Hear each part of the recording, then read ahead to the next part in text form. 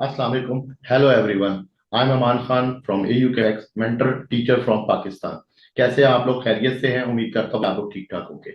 आज की जो वीडियो है इसमें कुछ ऐसे सवालात जो कि मोस्टली लोग करते हैं और वो होते हैं रिगार्डिंग डाइवर्जेंस. सबसे पहले तो एक लफ्ज आता है कि डाइवर्जेंस.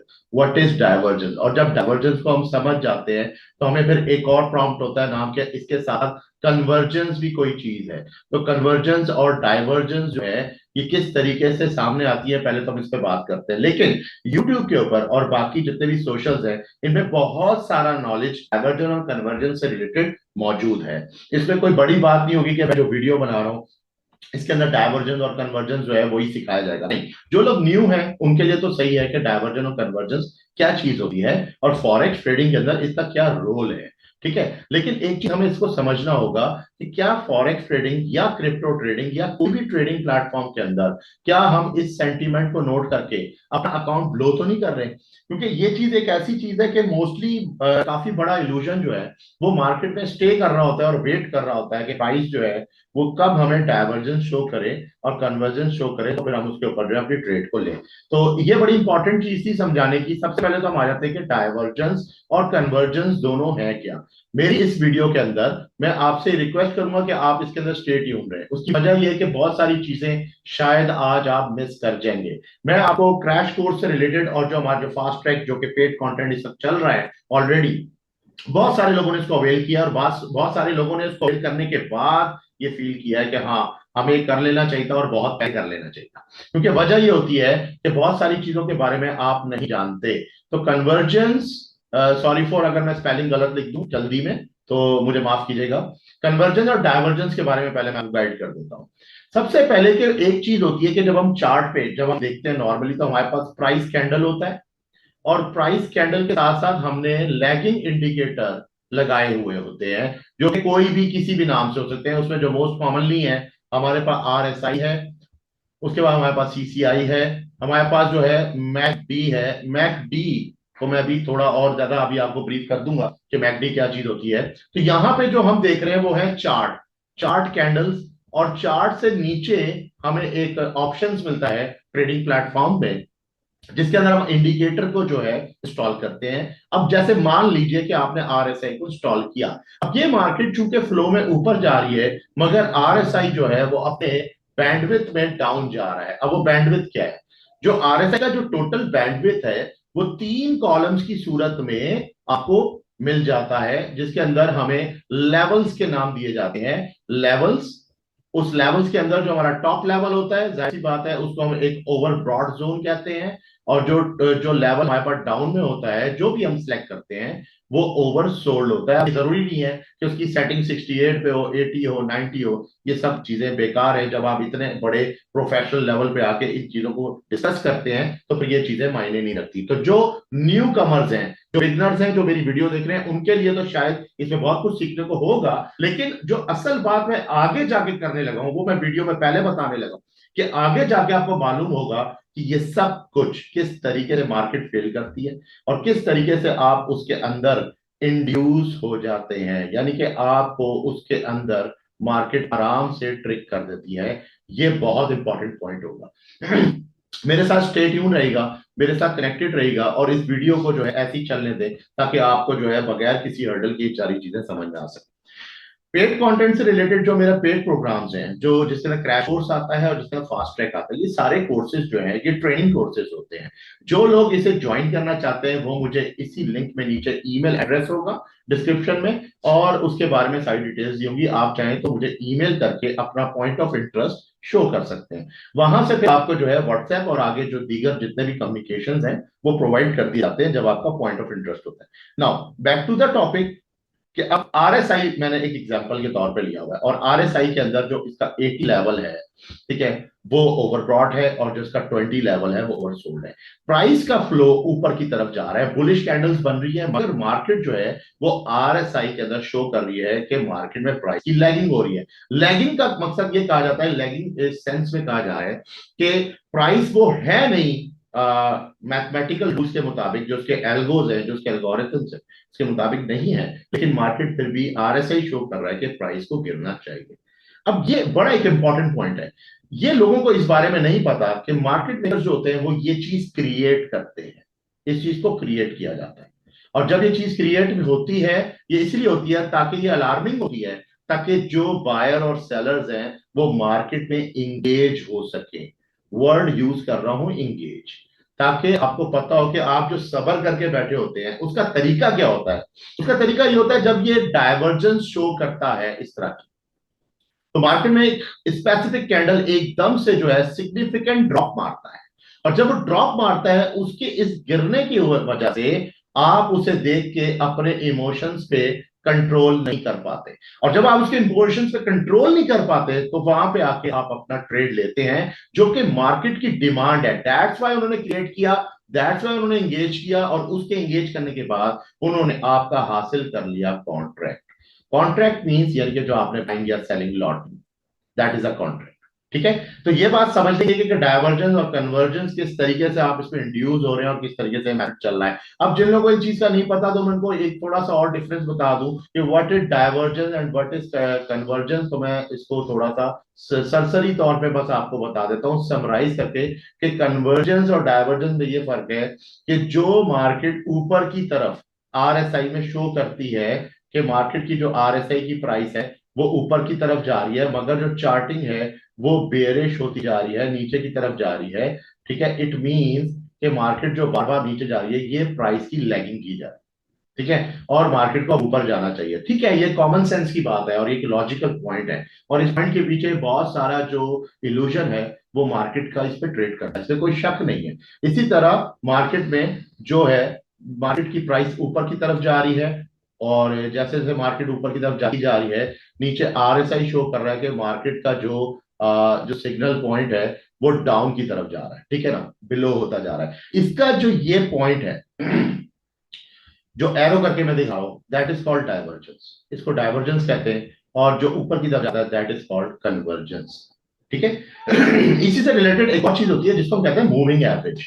अगर मूविंग एवरेज इनके अंदर डाल दिया जाए लेवल्स के अंदर तो उसको कहा जाता है moving average convergence and divergence, McD. जो इंडिकेटर आप यूज करते हैं इसका जो फॉर्मुलेशन है वो यही है, और बड़ा सिंपल है, क्वाइट सिंपल। इसके पीछे आप जाके सोशल में बहुत सारी जानकारी, बहुत सारी जो है इंफॉर्मेशन और नॉलेज गैदर कर सकते हैं। ये मेरा इस वक्त पॉइंट ऑफ इंटरेस्ट नहीं है। मेरा पॉइंट ऑफ इंटरेस्ट इस वक्त डिस्कस करने का ये है कि जो मैं आज आपको लाइव मार्केट में दिखाऊंगा कि किस तरीके से मार्केट में डाइवर्जेंस और कन्वर्जेंस क्रिएट हुई, आप इंड्यूस हुए, और अब आ रहा है असल पॉइंट कि मार्केट में इसको फेल क्यों किया जाता है। एक बड़ी कीमती बात है। क्या अगर ऐसा होता है, क्या ये बात सच है, अगर अमान खान कहता है कि जी ये फेल होता है, तो फिर ये कैसे हो सकता है कि जब हम मार्केट में कोई पॉइंट ऐसा देखते हैं कि मार्केट में एक कैंडल इस तरह को आया, फिर मार्केट ने फ्लो किया, नेक्स्ट कैंडल मार्केट ने इधर डिजाइन किया, और ये जो फ्लो था अप प्राइस का, जो कि बुलिश आपको जो है इस वक्त कन्वर्जेंस यहां में शो हो रहा है, तो नीचे आरएसआई के अंदर जो है मार्केट जो है वो डाइवर्जेंस शो कर रही है। और अगर ये चीज काम नहीं करती तो फिर ये कैंडल अचानक से सिग्निफिकेंट ड्रॉप करके क्यों ड्रॉप हुआ, और यही तो हम क्रिएट करना चाहते थे। नाउ द पॉइंट इज कि आपने अपनी सोच को ये समझाना होगा कि आप किस चीज को ट्रेड करना चाहते हैं। नंबर वन ये चीज समझे कि हम जब मार्केट में आते हैं सबसे पहले we are investing our dollars. ठीक है, एज पर कैपिटल, क्योंकि आपका जो कैपिटल है वो आपके डॉलर से डिपेंड करता है। किसी का 200 का अकाउंट है, किसी का 100 का अकाउंट है, किसी का 1000 का अकाउंट है। आपको बहुत सारे ऐसे मेंटर्स और ऐसी कम्युनिटी मिल जाएंगी सोशल्स पे जो कि ये गाइड करती हैं कि आप इनको यूज किया करें, और इससे रिलेटेड कुछ थ्योरीज हैं जिसमें से most commonly smart money concept. ठीक है, और इसके अलावा भी और बहुत सारी ऐसी थ्योरीज हैं जो कि इस पे प्रिफेर करती हैं कि आप ये वाली जो है प्राइस इस पे आप ट्रेड करें, यानी कि आप इस पे सेल लगाएं। अब एक कॉमन मेथड बता रहा हूं, ये तो वो कर सकते हैं जो कि बहुत ज्यादा एक्सपर्ट होते हैं इसमें, और इसमें कोई शक नहीं। अगर कोई इस पे एक्सपर्ट है और इसके अंदर ट्रेड कर सकता है, और ट्रेड करने के बाद उसमें वो एग्जिट हो जाता है, तो ये समझ लें उसका एक गुड लक है, मार्केट के हिसाब से वो गुड लक पे है, और वो मार्केट से बच जाता है। लेकिन एक ऐसा शख्स जो ये होते हुए पहले देखता है प्राइस एक्शन के मुताबिक, वो ये देखता है कि मार्केट में जैसी सिग्निफिकेंट ड्रॉप आएगा, तो जब वो ड्रॉप काफी आ चुका होता है तो वहां पे सेल को एंटर करता है, और वो ही मार्केट चाह रही होती है। इसकी एक निशानी ये भी है कि जिस जिस ट्रेडिंग चार्ट के ऊपर है आप, इसमें कोई देखें, इस पे ये मैटर नहीं करता कि आप कौन से ट्रेडिंग चार्ट में हैं। जितना ट्रेडिंग चार्ट हाई होगा, लेट्स से कि आपने ट्रेडिंग चार्ट यूज किया है H4 का, तो H4 में जाहिर है कि कम से कम भी 1 या 2 दिन लग सकते हैं प्राइस में कि वो आपको इंड्यूस करे। फॉरन भी हो सकता है और टाइम भी लग सकता है, लेकिन अगर यही चार्ट M15 का है तो डेफिनेटली आपको सेम डे वो इंड्यूस कर लेगा। वहीं से सेकंड पिन बनेगी और सेकंड पिन जो है मार्केट को ऊपर की तरफ उठा के इस तरह से ले जाएगी। तो ये चीज क्यों हुई? ये इसी वजह से हुई कि उन्होंने एक for the time being market में एक डाइवर्जेंस जो थी वो क्रिएट की। और उस डाइवर्जेंस का जो मकसद था वो सिर्फ और सिर्फ ये था कि आपको इंड्यूस किया जाए। जो सेकंड मेथड था वो था इंड्यूस, और वंस आप एक दफा जब इंड्यूस हो गए और आपने सेल लगा दिया तो अब उसका मकसद था कॉन्ट्रैक्ट को ग्रैब करना। ठीक है, कॉन्ट्रैक्ट ग्रैब करने के बाद अब एक बात कि ये मेथड कितनी दफा होता है, ये आपको एक दफा ट्रिक करेगा 1 टाइम, या आपको 2 टाइम एंड आपको 3 टाइम, अनटिल कि आपका अकाउंट ब्लो नहीं हो जाता। बहुत से लोग भी इस बात से जो है इत्तेफाक करेंगे जिनके साथ ये चीज हो चुकी है मुख्तलिफ एसेट्स और पेयर्स के अंदर, इन क्रिप्टो भी और फॉरेक्स के अंदर भी और स्टॉक्स के अंदर भी। ठीक है, कि ये होता है कि जब वो इस तरह की ट्रेड लगा के फंस जाते हैं, अब वो ये चाह रहे होते हैं कि नेक्स्ट फेज में मार्केट नीचे आए और उनको रिलीफ दे, मगर मार्केट उनको टीज करती है, और टीज करने के बाद मार्केट उससे थोड़े से डिफरेंस प्राइस के अंदर वापस रिटर्न ऊपर चली जाती है।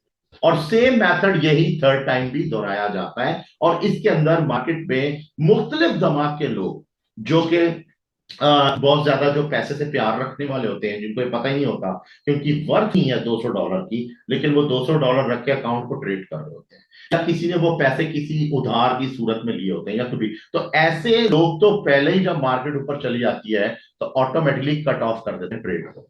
सेकंड वो लोग होते हैं जो कहते हैं तेल देखो, तेल की धार देखो, चलो देखते हैं कि मार्केट अब नेक्स्ट क्या करेगी। उसके बाद जब मार्केट नीचे आती है तो कहते हैं चलो शुक्र है हमें ये आइडिया तो हो गया है कि इस मार्केट ने ऊपर जाना था, यानी कि वो उनको पता है, as per Elliot wave theory भी वो जानते हैं और उनको पता है कि वो इस वक्त मार्केट के इस हिस्से में है। उन्होंने डाइवर्जेंस जो यूज किया वो इधर यूज किया था जो RSI में नीचे शो कर रहा था, और वो प्राइस इधर की थी जो इंड्यूस होनी थी, और अब वो यहां पे अटैच हो चुके हैं। तो उनको आइडिया होता है कि मार्केट ने तो ऊपर जाना ही है, तो वो क्या करते हैं कि जब मार्केट नीचे उनको डिस्काउंट देती है वो उस पर कट कर देते हैं।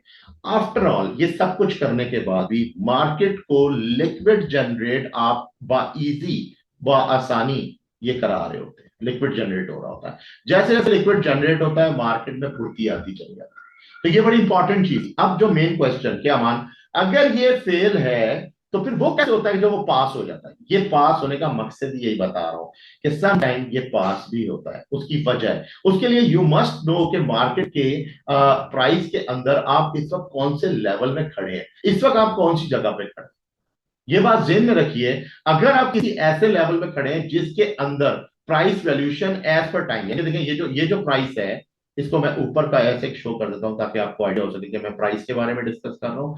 एंड टाइम, प्राइस की वैल्यूएशन जो होती है वो एज पर टाइम होती है। अगर आपको लगता है कि अब आप किसी एक बड़े टाइम फ्रेम पे जो कि H4 है या फिर जो कि डेली है, और इस टाइम फ्रेम के अंदर रहते हुए अब आपको ड्रॉप मिल रही है, और ये एक ऐसी ड्रॉप होगी जो कि नंबर ऑफ पिप्स कम से कम भी 300 to 500 या इसकी सरप्लस अगर आपको नंबर ऑफ पिप्स देती है, ठीक है, ये अच्छी ट्रेड, ये एक अच्छी ट्रेड है। मगर इसके दरमियान जितने भी इस तरह के एस्पेक्ट्स आ रहे हैं जिनमें आप इधर और इधर एंगेज होना चाहते हैं, तो आपको डेफिनेटली यहां डाइवर्जेंस मिलेंगी, आपको डाइवर्जेंस शो होगी। और मेरी बात आप इसमें मार्केट में अभी लाइव देखेंगे कि फर्स्ट रिजेक्ट होगी, सेकंड रिजेक्ट होगी, थर्ड पे डाइवर्जेंस अप्लाई होगा। बहुत से लोग ये कहते हैं डाइवर्जेंस देखा था, अच्छा खासा बना था, फेल हो गया, क्योंकि यू डोंट नो कि आप मार्केट के अंदर वेव एनालिसिस के मुताबिक किस जगह पे खड़े।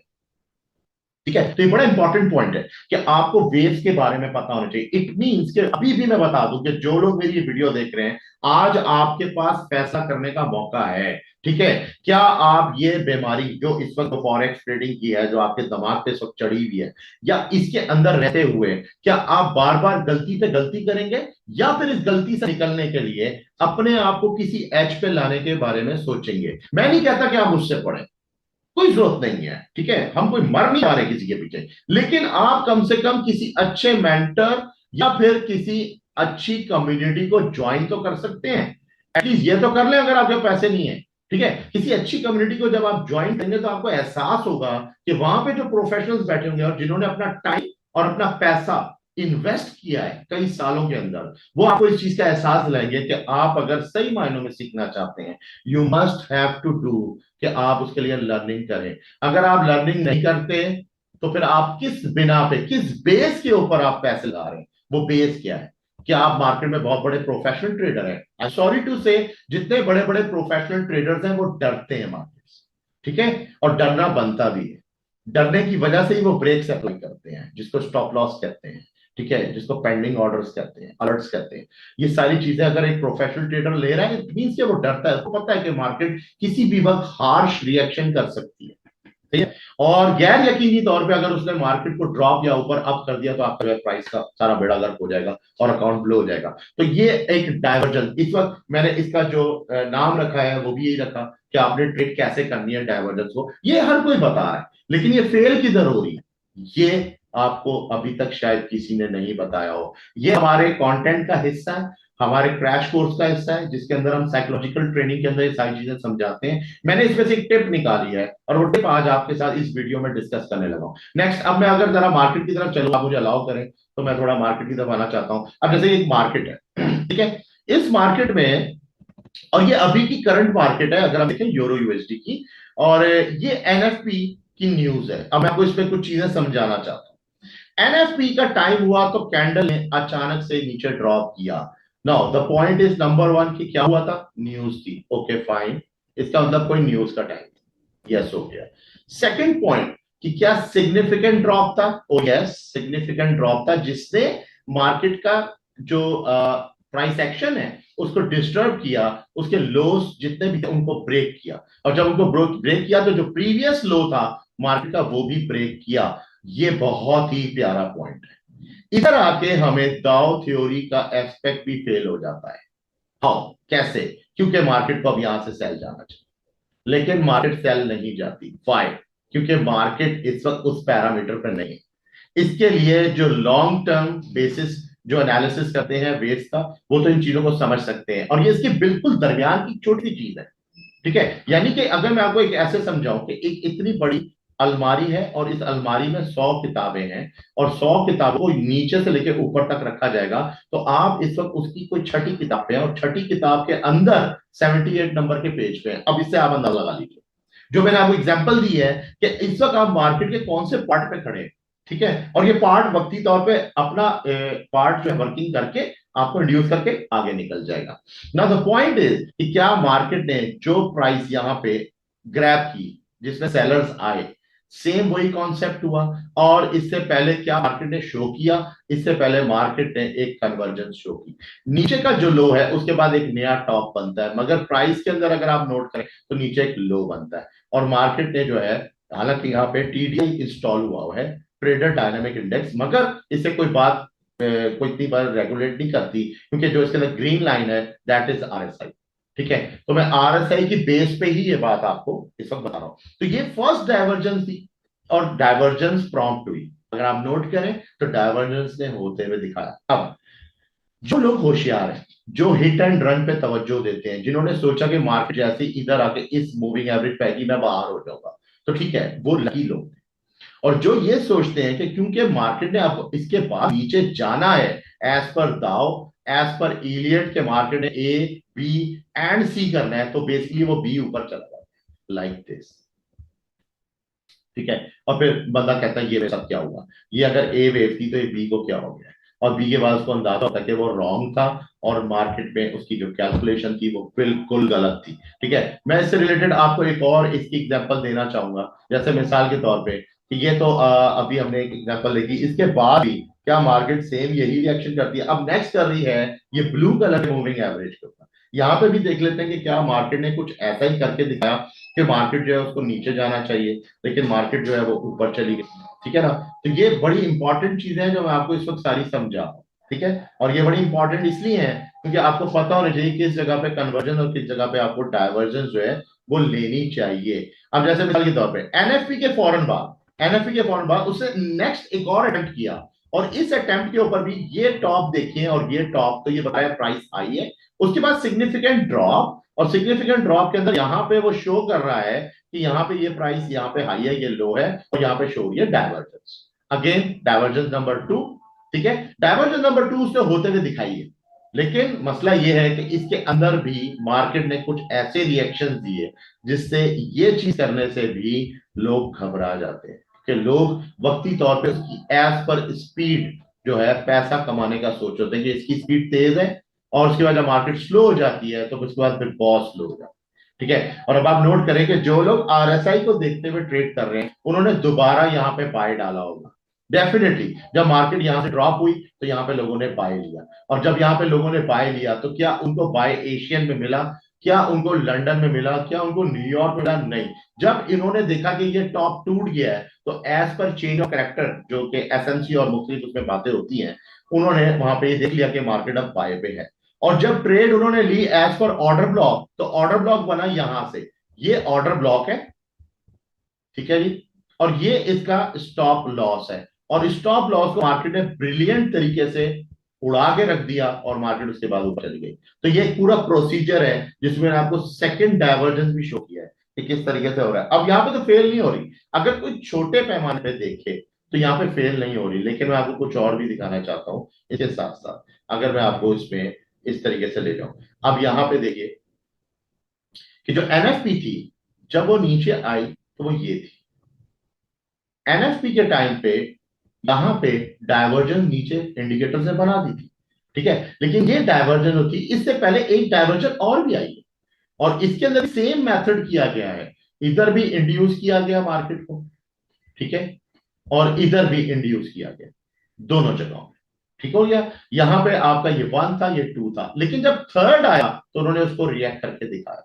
तो दिस इज द थिंग जो आपको समझना चाह रहा हूं कि लोग जो सवाल करते हैं कि डाइवर्जेंस काम तो करता है, तो किसने मना किया है? करता है डाइवर्जेंस काम, इसमें कोई शक नहीं है, लेकिन वो पहले, ये जरूरी नहीं है कि वो हर इवेंट के अंदर डाइवर्जेंस जो वर्क करेगा, कि आप डाइवर्जेंस का सोच के अपनी लॉट को रेस कर देते हैं और उसको रेस करके ले जाते हैं 0.5 या 10, आप इस बात का अंदाजा नहीं लगाते कि आप क्या कर रहे हैं, आप कितनी बड़ी गलती पे आ रहे हैं। अगर आपने ये चीज यहां पे किया है डेफिनेटली अकाउंट ब्लो, अगर आपने यहां पे किया तो डेफिनेटली अकाउंट ब्लो, अकाउंट नहीं बचेगा।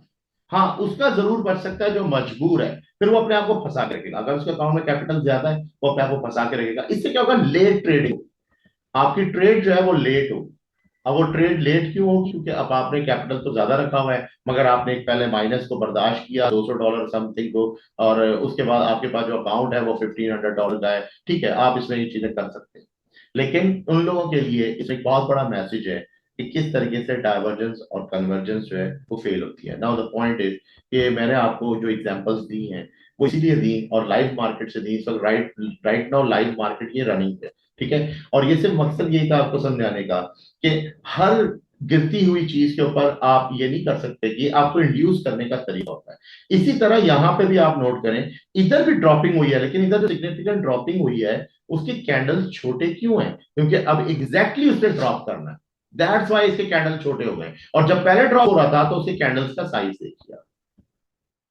तो ये बड़ा एक इंपॉर्टेंट पॉइंट है, इसके लिए मस्ट है कि आप जो है कोई लर्निंग कोर्स को ज्वाइन करें, और जब आप इसको ज्वाइन करते हैं तो आपको बहुत सारी चीजें सीखने को मिलती हैं, बजाय कि किसी एक अकाउंट के अंदर $1500 से लेके 4000, मैंने तो 5000 भी सुना है, जो यहाँ पे नॉर्मली पाकिस्तानी उड़ा के रख देते हैं, ब्लो कर देते हैं, उसको ब्लो करने के बजाय उस $1500 को एक दफा अपने ऊपर लगा लीजिए, आपके हो सकता है लगाने से आप 3000 वापस ले आए, ठीक है, ये एक बड़ा, ये कोई घाटे का सौदा नहीं होगा, ये एक बड़ा ही अकलमंदी का सौदा है, और ये आप अपने साथ कर रहे हैं, अपनी जात के साथ कर रहे हैं। तो मुझे दीजिए इजाजत, मेरे तरफ से अल्लाह हाफिज, अपना ख्याल रखिएगा। इंशाल्लाह इसी तरह कोई नेक्स्ट टिप होगी, कोई नेक्स्ट वीडियो में मैं आपको जरूर आपके साथ शेयर करूंगा, ठीक है। और जो लोग ज्वाइनिंग करना चाहते हैं क्रैश कोर्स और फास्ट ट्रैक, तो उसकी इनरोलमेंट इस वक्त राइट नाउ चल रही है, अगर आप चाहें तो आप ईमेल करके जो है मेरे साथ बात कर सकते हैं, we will go for it. और उसके बाद जो है आगे जो उसकी जो पेमेंट मेथड है वो भी अब हमने बहुत इजी कर दी है, सिंपल, आप यूएसडीटी में हमें पेमेंट कर सकते हैं फ्रॉम क्रिप्टो, और तो ये सबसे ज्यादा आसान है, किसी भी मुल्क से बैठ के कहीं से भी आप हमें पेमेंट कर सकते हैं। थैंक यू सो मच, अपना ख्याल रखिएगा, have a nice day, Allah Hafiz.